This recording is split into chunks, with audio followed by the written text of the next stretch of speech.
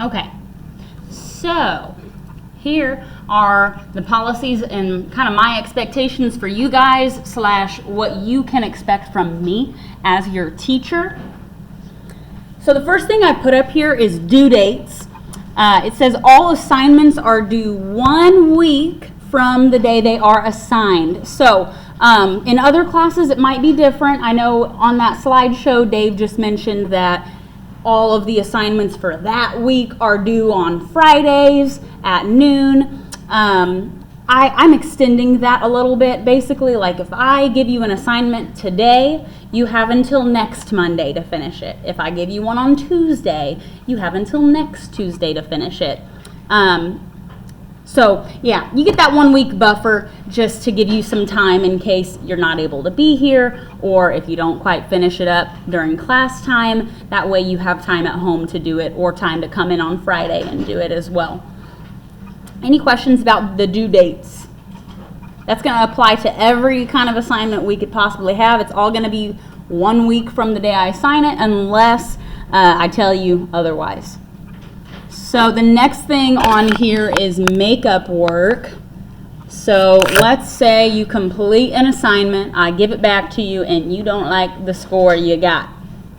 You can redo any assignment, any quiz, any test, anything, and you can get full points back on it, okay? It just has to be corrected before that 1 week due date is up. So I always try to return your assignments graded the next day. So if you have an exit ticket assignment today, I'll have that graded and back to you by tomorrow. Any questions about the makeup work? You're okay, Star. Okay. All right, well, let's talk about absences. So I'm sure that there is going to be a day that you guys cannot make it to class. It's going to happen. You might be sick. You might have work. You might have a child that's sick or something's going on. If you do need to miss class, that is okay. However, you are responsible for watching the lesson video that you missed and completing any of the assignments for that day. I'll accept assignments through email. If you're not able to make it in person, that's fine. We can work it out. You just communicate with me, let me know, and we'll work, our own plan out together. And every lesson and assignment they're all gonna be posted on Google Classroom every single day and on the YouTube channel that I have for this class. And I'll make sure that we are all connected on there before we leave today, so that you're ready to check up on that if you ever miss a day. Okay, before we go on, does anybody have any questions about what to do if you need to miss a day of class? Okay, all right. Okay, let's talk about asking questions during class. Okay, so guys, there is no such thing as a silly or a stupid question. There is not. I don't believe that exists unless you're just asking me something that is stupid on purpose, like you're trying to mess with me. If you are confused when I'm teaching something, tell me. I will never, ever, ever, ever be frustrated with you. I am here to teach you. I'm here to help you understand. I've never understood the teachers that are on a power trip and that you ask them, like, how do you do this? And they're like, you don't know how to do that. Like, I don't get that. I will never be like that, okay? If you're confused, tell me. We can talk. If you don't want to tell me in front of everybody, come see me later. Send me an email. We will get you where you need to be so that you can be successful in this class, okay? If anything, I'm going to be so thankful that you did ask a question, because I will say this a million times. Odds are, if you are confused, 10 other people are. And they might be too scared to ask. And they're probably praising the Lord that you did ask, because they were wondering the same thing. Please ask questions. I cannot read your mind, and I want to know if you're lost. I want to help you get found, okay, guys? We're going to be good. Any questions about questions? Okay. All right. We'll talk about office hours. This is the last thing on the policies page.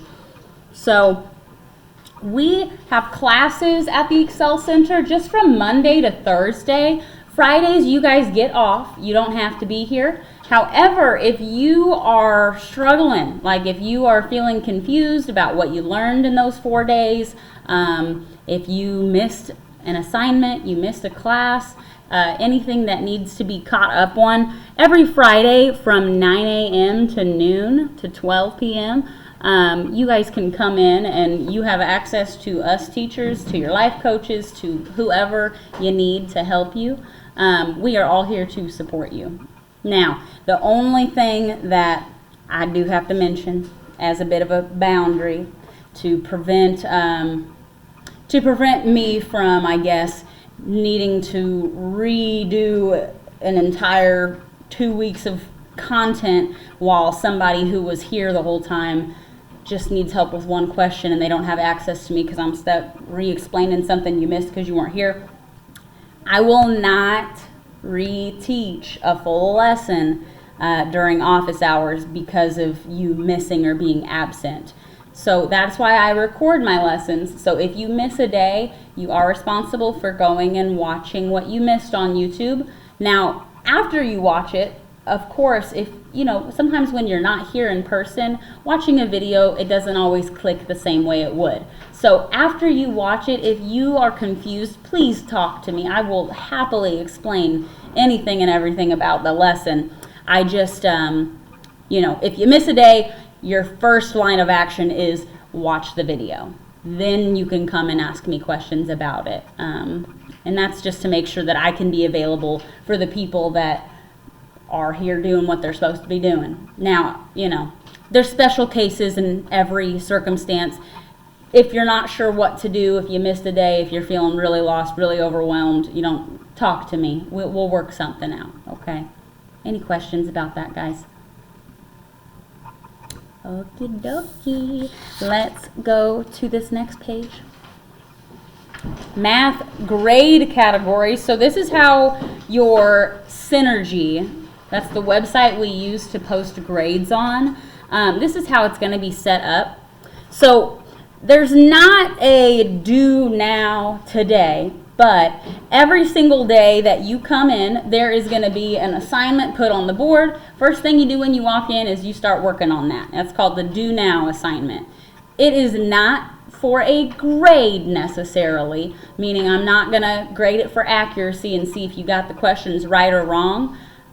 You are going to be earning points just for trying, for participating. If you are here, you show up, you put in a little bit of effort and give it a go, you've got your 5 points for the day. Great. If you are not here, it's not going to negatively impact your grade, meaning, I can't give you points if you were not here participating. So what would happen is for that day, the due now assignment, I would put a 0 and then I would exempt it. So it would just disappear from the grade book for you. So it won't hurt your grade, but being here and participating will help your grade. Is that confusing? Does that make sense? Any questions about that? Okay, don't be scared to speak up, guys. I'm not mean. I'll be nice. Okay. Really, any questions about it? Okay. All right, the next type of grade is a daily thing. These are called exit tickets. So at the end of every class, you will be given an exit ticket to complete. And basically, these are typically 1 to 4-ish math problems. And it is going to always involve what we just learned. That you will turn in for a grade. This is where we turn things in. So right up here, there are all these little bins. You guys are Algebra 2, second and third period. Anytime you complete an assignment, you place it in here, and I will grade it for you. I try to grade things very quickly. Sometimes I grade it that same day. Usually no later than the next day will you get it back. That'll give you time during that 1 week window before it's due to go back and do corrections on your assignments. So I allow makeup work or corrections to anything you might not have gotten correct the first time around. I allow that on exit tickets, on quizzes, on tests, finals. Anything that is worth a grade in here, if you don't like your grade, you can redo it. Like, there is no reason that y'all should not pass this class with flying colors. You all can succeed very easily in here if you just put in a little bit of effort, correct any little mistakes. Like, y'all can do this, okay? Everybody's gonna do great. Any questions about exit tickets? Okay, same thing here, quizzes, finals. We will have a quiz at the end of every unit. So our units are just kind of the way we group the topics we learn about in algebra. I try not to make quizzes too long, typically 10 to 20 tops math problems that you'll be solving. Same thing, I'll grade them within the day. You'll get them back no later than the next day, and you'll have that whole week to correct any mistakes you made if you want to improve your grade. Questions? Questions? Okay. Last but not least, final. So at the end of the term, at the end of the 8 weeks, mid-December, December 20th is the last day of this term, you will be taking a final exam, and that is going to cover everything we've learned in here. Okay, I know it sounds a little scary, but I promise you, anybody that has taken a class with me before will know that before we take a quiz or a final or any sort of test, assessment, anything, we always do a practice quiz the day before that you can use as a little study guide, and you can use on the quiz. You can, anything you write in this class, all your notes, you can use that on every quiz, every final. It is always open note. I do not believe in memorization. I can't memorize anything at all. So I'm not going to expect you guys to. If you write it down, you can use it on your quiz. You can use it on the final. So there's no reason that you won't do exceptionally well. You all will succeed. So the final, not much bigger than the quiz. It's typically going to be between 15 to 25 math problems. You'll turn it in for a grade. Same thing. You have a week to correct it if you don't like your final grade. All right? Any questions at all? Okay. All right. Before we jump into material, I'm going to pause this recording so that, oh my goodness. Here we go. Okay, so looks like today our topics for our first day of Algebra 2, we were going to kind of review the class structure, all the expectations, policies. We did that. Okay, get connected on Google Classroom. Looks like we all did that. If not, let me know. I'll get you on there. The third thing on our list we have here, Algebra 2 skills check. Okay, let's talk about what that is.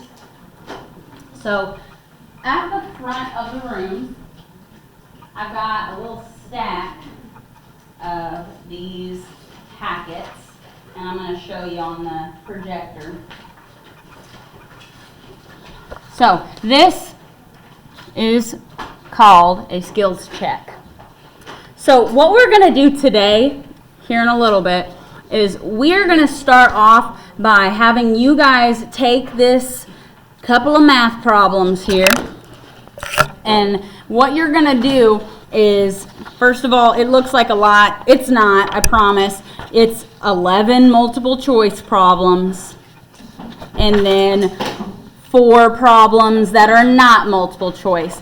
This is not going to affect your grade, okay? It is going to be a participation grade. This is going to be like your do now points today. The point of this skills check is just to see what you guys know, see what you don't know, see what gaps we have, what needs to be filled in. That way I don't waste your time by covering things you already understand and we don't get to the more important stuff. And also so that I don't start too advanced and then you're lost because you don't know how to do something. So the purpose of this is just to make sure that our starting point is one that's going to make sense for us as a class. So we have It's 11:33, 11:55 is lunch. I just said that. We got like 20 minutes until lunchtime. Yes? You are reviewing Algebra 1B, right? Yes. Okay. Yes. I was maybe nervous. Yes, okay, so to address that question, she was asking, are we reviewing the Algebra 1B? So anybody that took Algebra 1 last term, you know that originally it was supposed to be separated into two 8-week courses, Algebra 1A, Algebra 1B.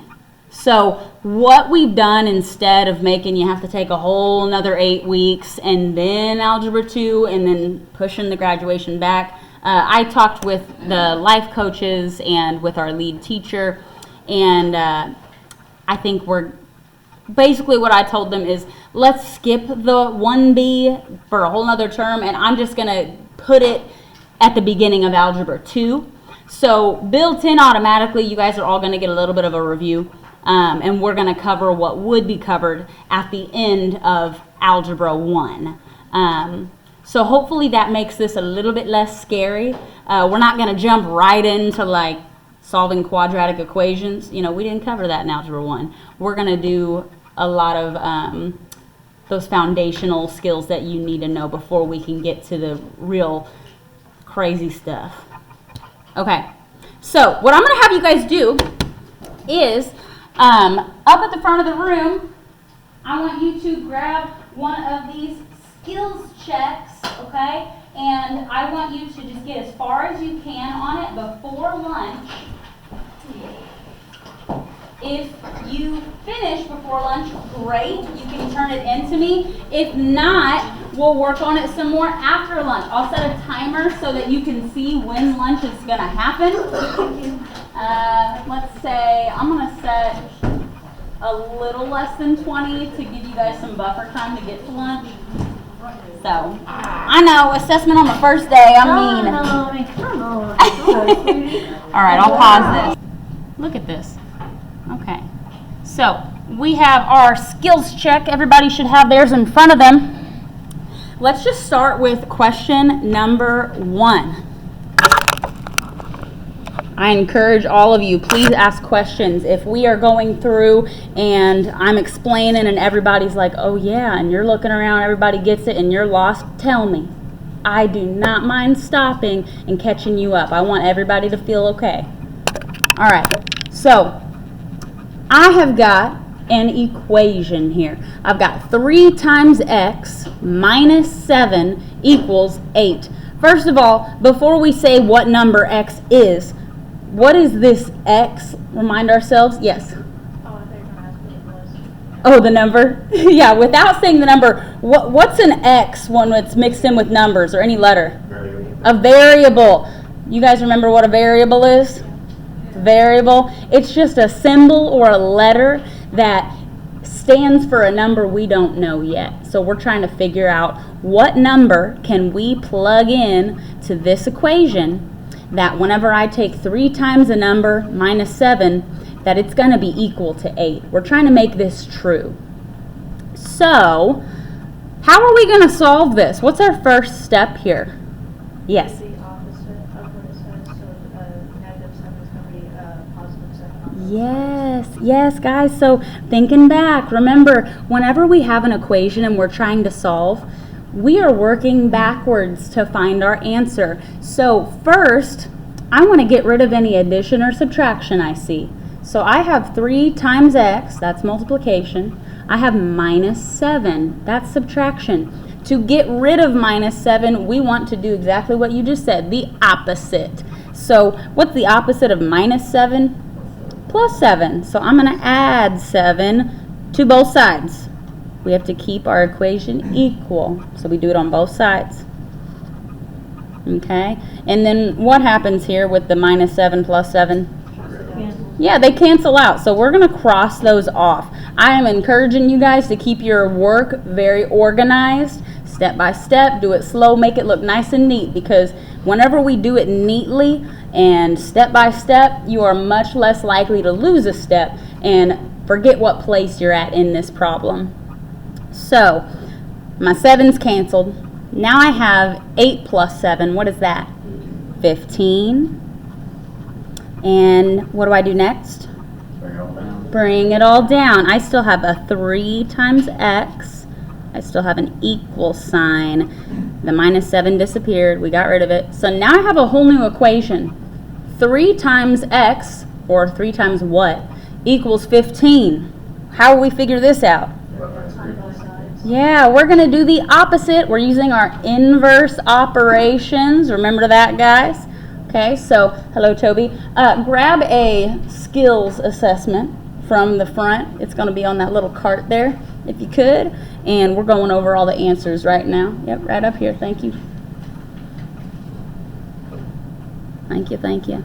So, the opposite of multiplication is division. So, we need to divide by 3 to get rid of it. We want x to be by itself. So, we'll do that on both sides. And we're going to bring everything down. First of all, what's 15 divided by 3? 5. We've got an equal sign, and I've got an x. So here's my answer. X equals 5. So for number 1, you should have gotten A. Did anybody get something different? I got it a different way. I did Did it too. completely wrong, because the way I couldn't do math. So the way I would do it is I would go 3 times, because I knew X was one of those answers. So Yes. I would go 3 times 5 minus 7 equals.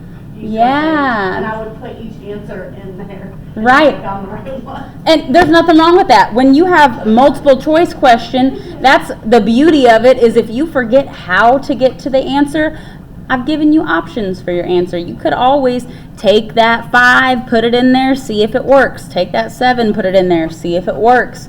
And that's a valid way to solve it. Absolutely. Wonderful.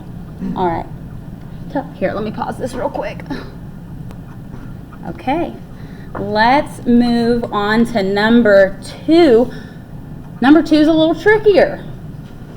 Now we have an equation where we have variables on both sides. Okay? So, what do we need to do first whenever we have an equation like this? Anybody know? Yeah, we have 2 terms. Now we call a number that's within an equation or that has a variable, we call those terms. So I'm saying that we have 2 terms, 2 numbers with x's attached to them. They have the same variable. So we want to combine those first. We can't figure out x until we get these together somehow. So we could either subtract 2x from both sides, or we could subtract 3x from both sides. Which one would y'all like to do? Ooh, I hear both people saying, I hear 2 different answers. First of all, you could do either. You could absolutely do either. But let's think about why one might be a better idea than the other. Yes. Yeah. So here's one of the things that we got to think about. If I subtract 2x, get rid of it, and I subtract 2x here, 3 minus 2 is 1. So I'd be left with an x all by itself. If I got minus 3x and got rid of it here, did minus 3x here, 2 minus 3 is negative 1. So if I end up with negative x, I'm going to have a couple more steps to get to a positive answer. I'll have to divide by a negative 1. So if you keep that in mind and you remember that, then you can totally do it that way. But I usually like to keep my answers positive. So let's see if we get the same answer. I'm going to subtract 2x here. Is everybody okay with that? Okay, so minus 2x to both sides. Okay. What happens with my 2x's over here? Cancel out. They cancel out. They're gone. And what do I do next? Yeah, drop down my 5 equals, what's 3x minus 2x? 1x. Or anytime that there's a 1 in front of a variable, we actually don't need to write that 1. We're just going to put x. Is everybody okay with that? Okay. x, and then what else? Minus 1. We don't want to lose that. So now I have 5 equals x minus 1. Whole new equation. What should I do now? Yeah, I want to get x by itself. The only thing keeping it from being by itself is minus 1. So I want to get rid of that by doing the opposite. We're using inverse operations. I'm going to add 1. Both sides. Add 1. Negative 1 and plus 1, those cancel. So what happens next? Yeah, 5 plus 1 is 6 equals x. So 6 equals x, that's the same thing as x equals 6. X equals negative 6. Nope. X equals 6. Oh, there's my answer. It's B. I got that one wrong. I put A. You put A? So I wonder what you did to get a negative 6 instead of a positive. Oh, okay. So did you do minus 3x and you got a negative x, but maybe you lost that negative or something? Okay, that makes sense. Anybody else do that same thing? You get a negative 6? I got negative 2 for somehow. Negative 2. Ooh, I wonder what you did. Let's see. What's the first thing you did?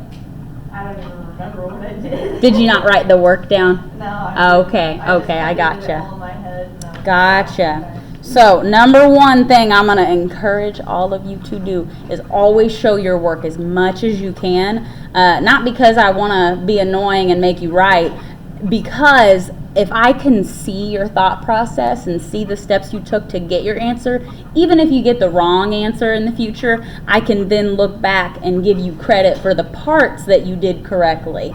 That, and we're able to learn what did we do wrong to get that wrong answer, and how can we change it to get the right answer. That's the problem with the way I got my answers, including for this one. I did the same thing. For You plugged them in? For both sides, yeah, and then I compared. Gotcha. You see what I'm saying? Yeah, and again, and did you get the right answer? Process, too. I did get the right Nice, answer. nice. But it means that I don't actually know how to do the problem. I'm just. But it does mean that you know what a variable is, and it means that you know how to plug them in and use them appropriately. So you are on the right track. That's okay. I would also say you did find a solution. Right, right. Now, the only thing that we got to be careful on is, in the future, not every quiz or test is going to be multiple choice. Right. Normally, I actually don't think I ever gave a single multiple choice last term. I don't think I did.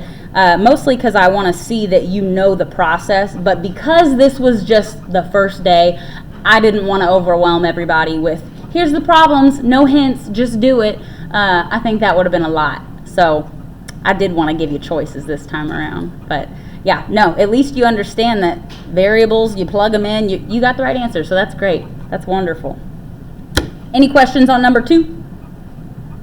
Okay, let's look at number 3. Anybody remember what this is called? It's not an equation.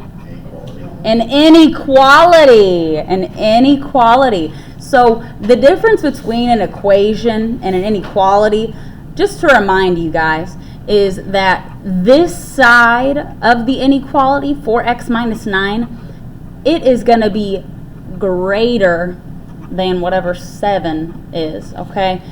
Or whatever we find for x. We're finding a value that is bigger than that number, because this means greater than. So we're not getting these two sides equal to each other necessarily, but we are going to do the same steps, same exact process, just a different symbol. Okay, let's work it out. What's my first step here? Yeah, we want to get rid of addition and subtraction first. So I've got minus 9. I'll do plus 9 on both sides. Okay, and those are going to cancel. So what's next? Bring it down. Bring it down. I got 4x to bring down. I've got greater than 7 plus 9. What's that? 16. And what's my last step? Divide by 4. Good. Okay, my 4's will cancel out, which puts x all by itself, just like we want. Drop down your greater than, and then 16 divided by 4 is 4. Oh, what'd you do differently? I think if I remember, is that I was like, I didn't cancel out the 9, I canceled out the 4. Oh. And that's how I ended up. Gotcha. Okay. Yeah, let's go over it slowly. Let's do it slowly. Let me grab a separate piece of paper. Let's see. I think I got the bringing it all down part, but the greater than is coming off. Yeah, okay, so this is going to make a lot more sense when we put it in context and you're seeing it on the number line, when we graph it and all of that. But basically what's happening here is you're just solving this exactly like an equation. The same exact steps as the first two problems you did. The only difference is that instead of x being equal to something, you're getting x is greater than something. And do you want to work out the whole problem start to finish again? We can do that. Okay, let's do it. So I have here 4 times x minus 9 is greater than 7. Now, first of all, does anybody need a little review on the symbols, knowing what they mean? Like greater than, less than, greater than or equal to, less than or equal to. Does anyone need a refresher? Yes? Okay, let's refresh. If you need to write this down, absolutely, I encourage. Yes, go ahead. You're fine. Thank you for asking. All right, so whenever we read something at least in the English language, we are reading from left to right. So when I'm looking at my symbols and I'm going left to right, whichever opening, whether it be the bigger opening or the smaller opening, whichever one I run into first is going to tell me how to name that symbol. So because I'm hitting the bigger part, the open part first, this is greater than. It just means bigger than. It's bigger.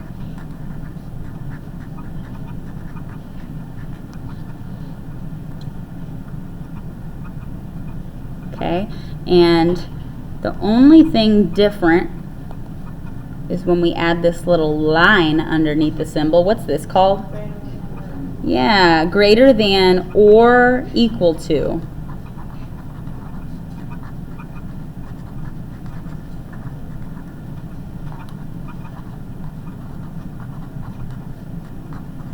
Perfect. Okay, so the other two symbols that we'll see are just flipped. They're just the opposite.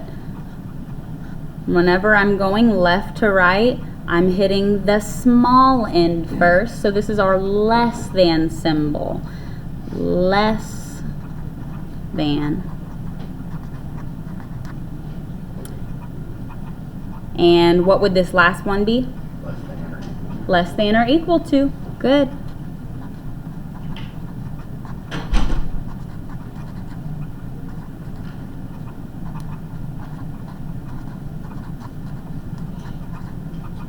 And if you're trying to keep track of things in your notes, if this is something you needed to write, I'm going to label this inequalities.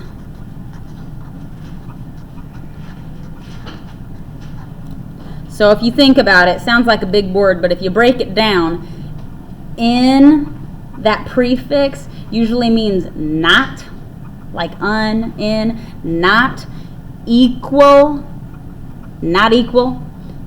These are not equal. It's either saying that it's bigger than or smaller than, or it's saying that it's bigger or equal. What we're saying is that it's not just equal. There's other possibilities. So it's an inequality rather than an equation. So here's our symbols. Any questions before we move on to solving this problem again? Okay. I'll keep that kind of to the side in case anyone's copying that down still. So now I have my inequality written out, and I'm trying to solve for x to see what numbers can I plug into this inequality that will make this true. 4 times something minus 9, that answer has to be bigger than 7. So I need to find the numbers that when I plug in for x, I'm going to get a number bigger than 7 on this side. So to solve for x, we want to first get rid of any addition and subtraction that is keeping x from being alone. So that would be what? Inverse operation. Yeah, we're using our inverse operations. Anybody have no idea what that means? Okay, inverse. The word inverse means opposite. Everybody say inverse, is opposite.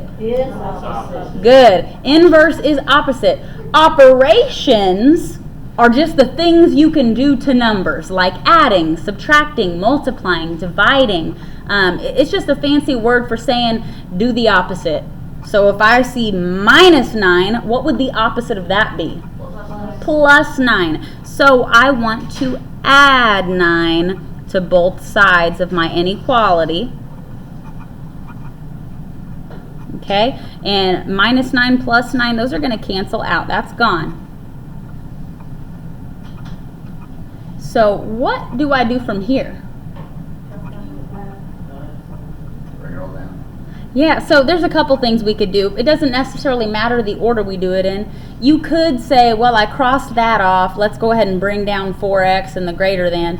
Or you could say, well, I am adding 9 to both sides. Let's add 9 first and then bring things down. Whichever you're more comfortable with. You're going to get the same exact thing written down. So I just added 9 to -9. That got rid of it. What if I add 9 to 7? What's that going to give me? 16. 9 plus 7 is 16. Now, here's the part where we bring everything down. We got rid of the 9, but there's still 4 times x left. There's still our symbol left. Don't just write the numbers. You got to bring your symbols down too. So I'm going to bring 4x down to the same line as this. 4x came down this way. And I've still got a greater than that needs to come down.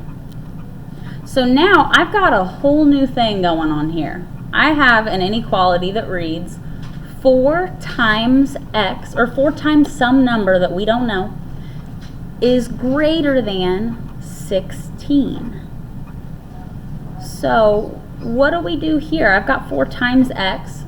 What would my inverse operation be for multiplication? Divide by 4. Division. We're going to divide by 4. We're doing the opposite. Divide by 4 on both sides. And is everybody with me still? Anybody feeling lost? Okay. What happens to our 4s? They cancel out. So I'm left with x by itself. I'm going to bring that down. I'm going to go ahead and bring down my greater than sign.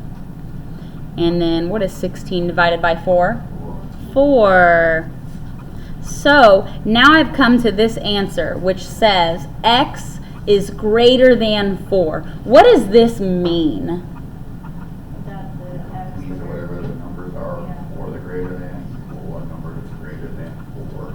Yeah, so what that's telling us here is that this x, the variable in this original inequality, if we want this to be true, we can only put numbers in that are bigger than 4. Can I put 4 in for x?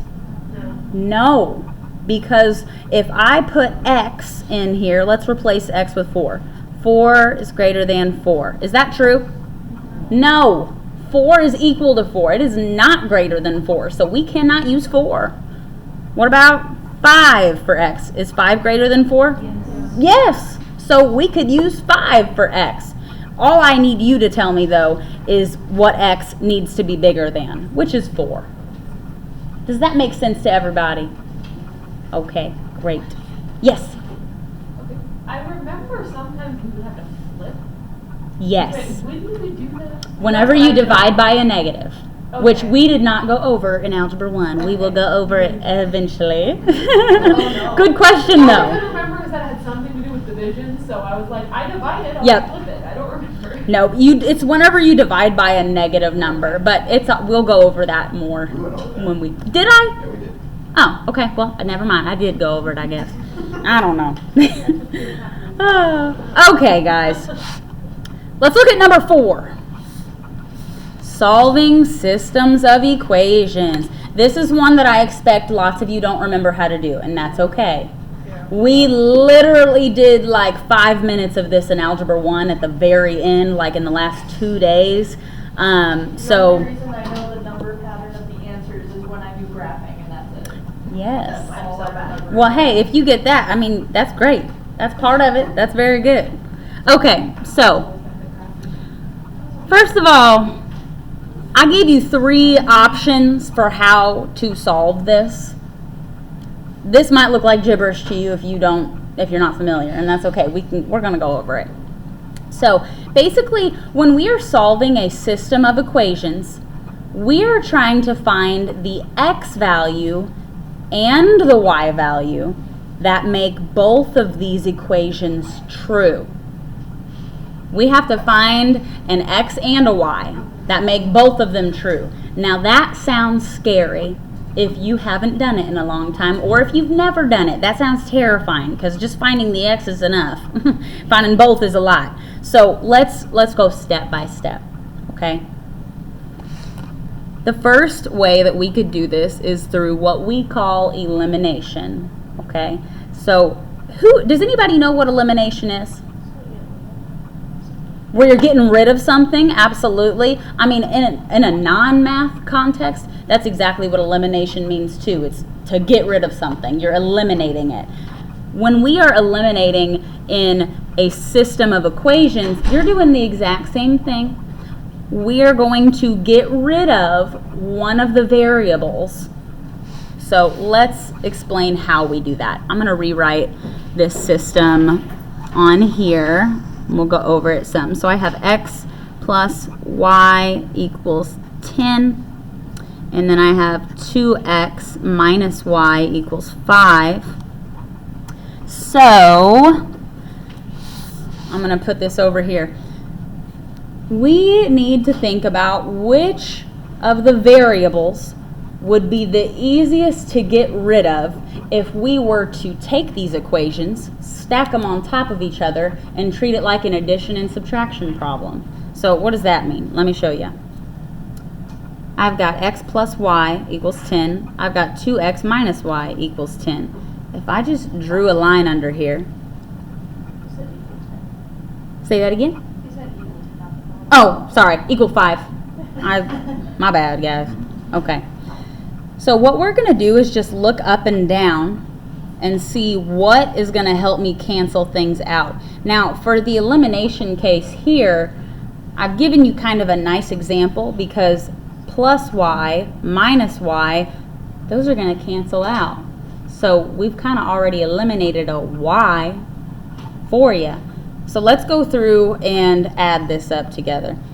What is x plus 2x? 3x.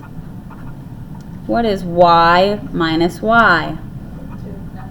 Nothing. Those cancel. That's okay. So I'm going to cross those out. They cancel. What is 10 plus 5?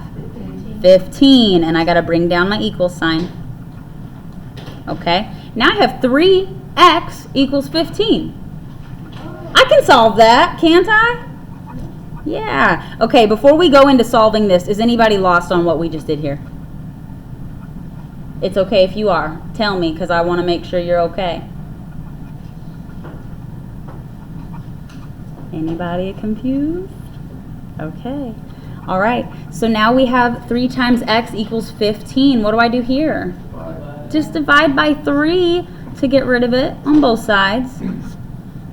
My 3's cancel. I'm left with x equals what? 5. Yeah, 15 divided by 3 is 5. So I have a value for x. Yay! That's good. We're one step closer. Yeah, so what's great is once we have our x value, now we can just take this x and put it into one of these equations and solve for y. So if x equals 5, I could either do 5 plus y equals 10. That one looks a little simpler. Or I could do 2x, 2 times 5, minus y equals 5. You can do either of these and solve for y. You'll get the same answer. Or you should anyway. Let's do the first one. 5 plus y equals 10. What should I do? Subtract 5 from both sides. My 5's will cancel. Bring down my y equals 10 minus 5 is? 5. Y equals 5.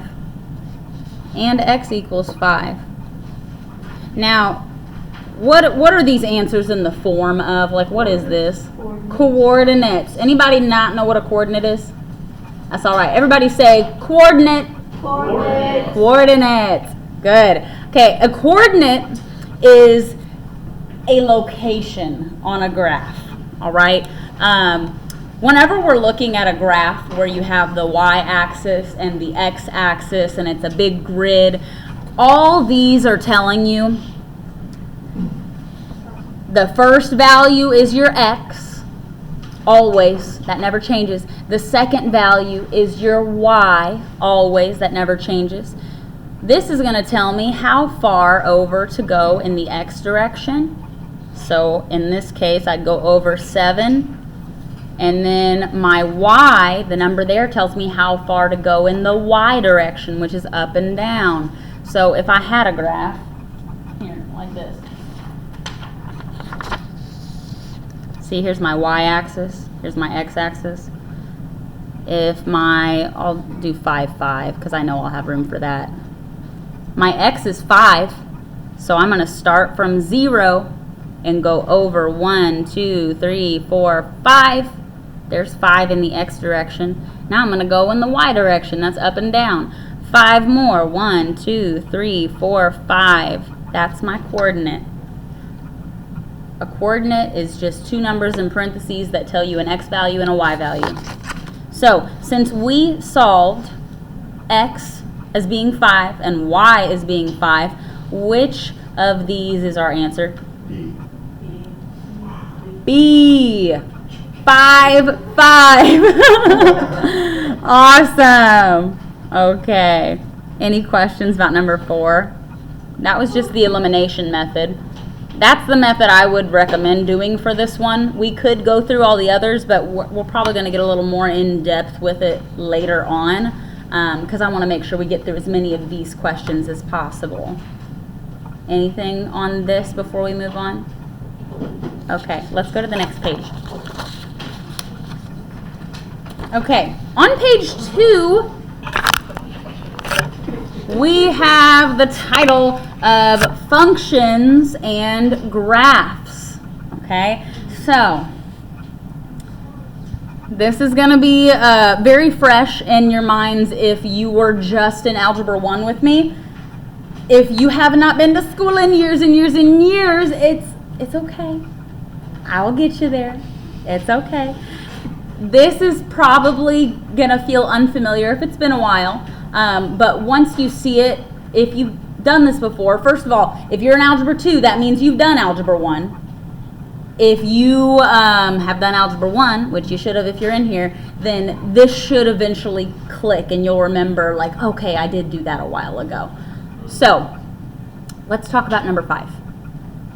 What is the slope of the line that passes through these points, 2, 3, and 4, 7? So first of all, if you know the answer, don't just blurt it out and tell me. Let's do a little discovery. What is slope? Rise and run. Rise and run. What's that mean? What's that mean? 1 up, 1 over. 1 up, 1 over. Okay. What's that mean though? Rise is your y, and that is over your run, which is x. Okay. Rise is your y, which is over your run. Okay. What's that mean though? On a graph, it makes more sense. Yes, it does. Yes, it does. Can somebody describe it to me like I'm a 5-year-old? Slope. Huh? It's your slope. It's your slope. It What's your shows- slope? It shows how a line Oh. is moving up or down. Yes. You remember the key word that kind of describes what a slope is? Parallel. Yeah. Kind of. It tells you how what a line is. Positive or negative? Steep. How steep. All that slope is. All slope is it's telling you the steepness. Yeah, your slope is telling you how steep your line is, okay? Whenever you have a line on a graph, I'm going to draw a line. Okay. Right? Let's see. And if anybody at any point during this lesson, if you are wanting to use graph paper, I keep lots of it up here. If you'd like to take notes on that or want to use it to copy down anything I'm showing you, you are welcome at any time to come up here and grab you a piece. Graph paper is always up here. It is always free. So, if I have, let's just plot these points that I gave you. I'm asking you, what is the slope or how steep is the line that passes through these points? The points 2, 3, got an X and a Y, and 4, 7, X and Y. And I'll give you guys a second to get that paper and get settled. Yeah, if anybody wants a piece of graph paper, now's your time. I'm going to pause instruction for a minute. Did you get me one too? So kind. Everybody just wants. So kind.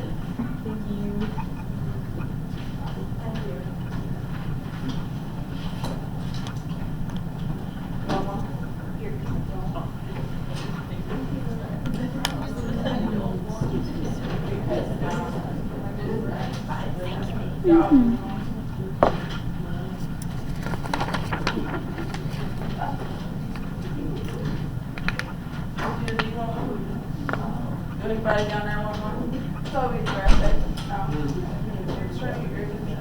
You want record?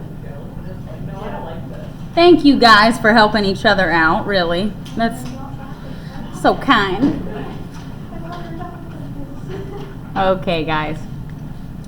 So, this is what I would do if I just had no idea what slope was, but I at least knew what a coordinate was, or a point. Let's start by plotting these points on a graph. So, my first point is 2, 3. How do I plot that on this graph? If I start at 0 here, where do I go first? You gotta shoot to the right. Yes, my X goes left to right, my Y goes up and down. So if I start at 0 and my X is 2, then I'm going to go to 1, 2 on the X axis. So there we go. And what's next for 2, 3? Go 3 upwards. Yeah, go 3 up for the Y axis. So I'm starting at 2 and I'm going up 1, 2, 3. There is my first point. And y'all, I didn't give myself enough room for 4, 7, but you know, I don't know if we're gonna make that happen. Okay, how about my next point? I've got 4, 7. How many over am I gonna go? 7. Oh, yeah. 1, 2, 3, 4. Here's 4. And then we go up 7. Now, I don't think I have enough room. 1, 2, 3, 4, 5, 6, 7. There we go. It'll just be off my graph a little. Okay, so I've plotted my 2 points. I'm going to label them just so we can see what's happening here. 2, 3, 4, 7. Okay. Now, anytime in this room that you are plotting points and drawing a line, do not ever connect your dots without a ruler, okay? Please. Now, I made the mistake of not having rulers already passed out. So, this is the ruler bucket. If you want, you can take one, pass it down. And I would love for all of you to have rulers to use in this room. We want to be as precise as possible anytime we're representing something visually, because if I'm off by even just 1 unit, this is not the correct line. We need to be very precise with our work. So let's see. Here's my ruler. So again, I'll give you all a minute to get those passed out. And a bar. Like she has it like 6 by 6. needs to be the positive side, so it's the right side. So they're all positive numbers.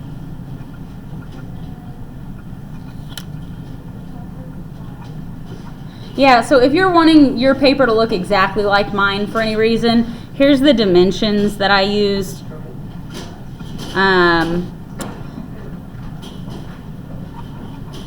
My grids are 12 high and 12 wide.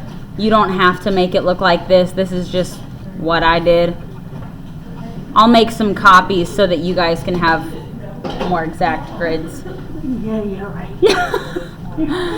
The sass, star. Now, do we just need one or do we need 2 rulers? Just one. Okay. Okay, I'm gonna let everybody get to that point. Okay, once you do have a ruler, you want to line it up as exactly as possible on these 2 points. And then we're going to talk about the slope from here. So here is, Go over this again, 'cause I'm over it. so we can, we'll probably talk a little bit about some slopes and stuff. Now this is big time Algebra 1 review here. We aren't going to spend as much time talking about slope as we will some of the other newer topics, but I appreciate you telling me that this is a tough one for you, because I can absolutely work with you and get you where you need to be. That's why we got those Fridays too. I want to encourage anybody that is feeling a little confused, come in on those Fridays, come talk to me. We can sit down, we'll get you caught up, we'll get you where you need to be. And I also want to encourage you guys, quick pause, actually, I'm going to pause this video and show you all something. Let's talk about what rise and run means. So, whenever we are figuring out the slope of a line, we're looking at the distance and the difference between our x values and our y values. The rise refers to the height difference, the y difference between our 2 points. So I'm going to start from my lower point and I'm going to count how much height there is in between. This is my rise. So I'm going to count the boxes. 1, 2, 3, 4. Okay. So my rise is 4. And my run is just the difference left to right between my 2 points. So from here going over, our run is 1, 2.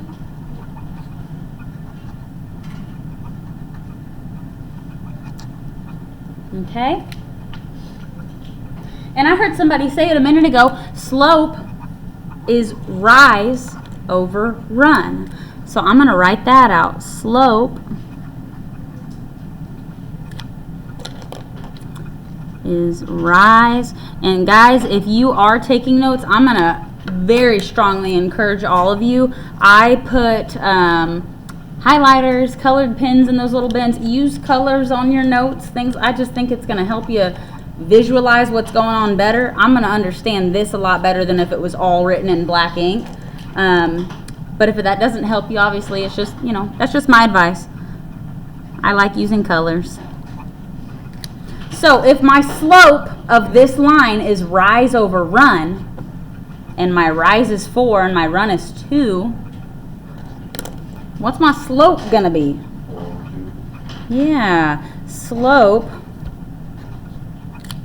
is up 4 over 2, so 4 over 2, bless you. And what is 4 over 2, or 4 divided by 2? 2. 4 divided by 2 is 2. So our slope is what? 2. Well, good deal. So our slope in this case, here, I'll leave that up. To answer that question, it would be B, 2. That's our slope. Now that's just one way to solve it. That's how to do it by graphing. But we've also got the slope formula.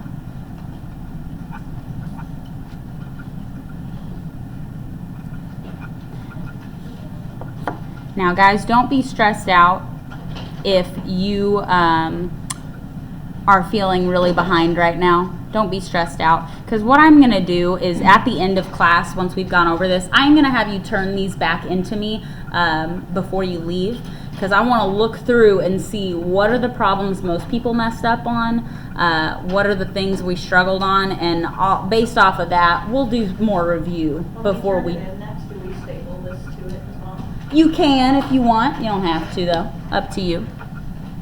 Okay. Any questions about how we did this visually? All right. Let's talk about the slope formula real quick. Still on number 5. Does anybody remember the slope formula? Y equals mx plus b. Ooh, okay, so that is the equation of a line, absolutely. Y equals mx plus b, where m is the slope, and b is what? Y-intercept. The y-intercept. Good. Now, how would we find m? We weren't given an equation. We need to find the slope. We would take one set of coordinates, mark it as coordinate 2, Uh-huh. and then mark the other coordinates, coordinate 1. Yeah. And then we can do the rise, which would be y2 minus y1 over x2 minus x1. Absolutely. Yes, ma'am. So, for just one of my students don't really understand. I kind of cheated on that, sorry. No, honestly, that's not even cheating. That's great. I love it. Yeah, so if you notice, if you ever glance around the room, I keep a lot of posters with some like kind of like cheat sheets. If you see up there in the top right-hand corner, it says line equation road, and it's yellow with black lettering. There's all the different equations of lines, and it tells you like where your slope is, y-intercept, all that fun stuff. Yeah. So, you know, you guys can always reference those. I'm always going to keep them up there. So, what Jeremiah just said is, here's how we can use these coordinates to find slope without drawing out a graph. Our slope formula, m equals y2 minus y1, all that divided by x2 minus x1. Okay, so this is hopefully coming back to some of you. If not, you know, we'll... Guys, and here's also something I want to tell you. On those questions that right now you're like, I'm so lost, write me a note on your test or your assessment. Write me what you want me to go over the most, so that when I'm looking at them later, I know and I can help you the best that I can, okay? So use this. I love to take these home and like look over them and watch Yeah. videos, right? Yeah, absolutely. Absolutely. Absolutely. Okay, so we've got y2 minus y1 over x2 minus x1. If we were to name our coordinates x1, y1, because this is the first coordinate, and the second coordinate here we would name x2 and y2, we would just plug these numbers into this formula. So y2 minus y1, y2 is 7 minus y1, which is 3. x2 and x1, we've got 4 for x2 minus x1, which is 2. And you'll notice that we're going to get the exact same answer. What is 7 minus 3? 4. What's 4 minus 2? 2. I got 4 over 2, which if you see here, that's the same thing we did. Exact same. 4 over 2, it's whenever you divide or simplify it, we're going to get 2 is our slope. All right. Any questions? Yeah, absolutely. You guys take your time, write it down, whatever you need to write. I got the graph version, but this one I don't understand. That's all right. We'll definitely spend more time going over this in the future. I just want to get through all these questions today. Remember, this is just a gauge for me to see what I need to teach you. So if you feel lost today, I'm hoping that you don't take this as I'm going to fail. You're not. You're not. Don't take this as being defeated. Take it as you're showing me what you don't know yet so that I know what I need to teach you. Okay? It will be okay, guys. I promise. Okay, I thought I heard somebody say something.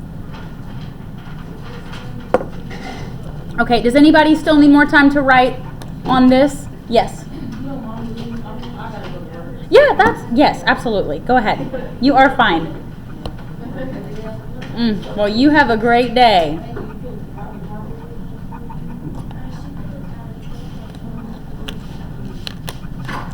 Okay, anybody need more time? Anybody have a question? Anything? Do you have to go to?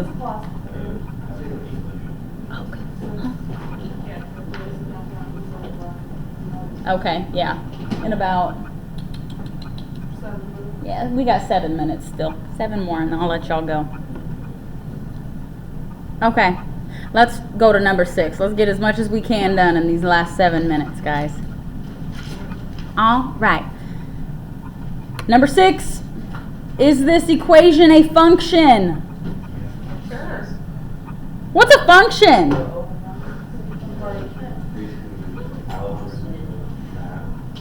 Yes, yes. So a function is like something that you can plug in like a value for x and you're going to come up with y values. But what is unique about a function versus certain relations where there's sets of coordinates? What's the one unique thing that identifies a function as a function? The slope? Okay, I see where you're going with it. Continuous horizontal line. There's something else. No vertical what? Yeah. So guys, whenever we are looking at a function, the main thing here is that your line or your x and y values, you cannot, for example, let me show you something that wouldn't be a function. If I had, let's see. Okay, let's say I have this. Is this a function? No, why not? It's a weird shape. So let's look here. Whenever we have a line or some sort of thing going on a graph and we want to know, is this a function? We can use a vertical line test. Vertical meaning up and down. And if at any point my relation on this graph is touching this ruler, this vertical line, more than once at one time, then it is not a function. And immediately it's touching twice right here. These are points that are at different heights at the same x value here. We cannot have these points that are on top of each other.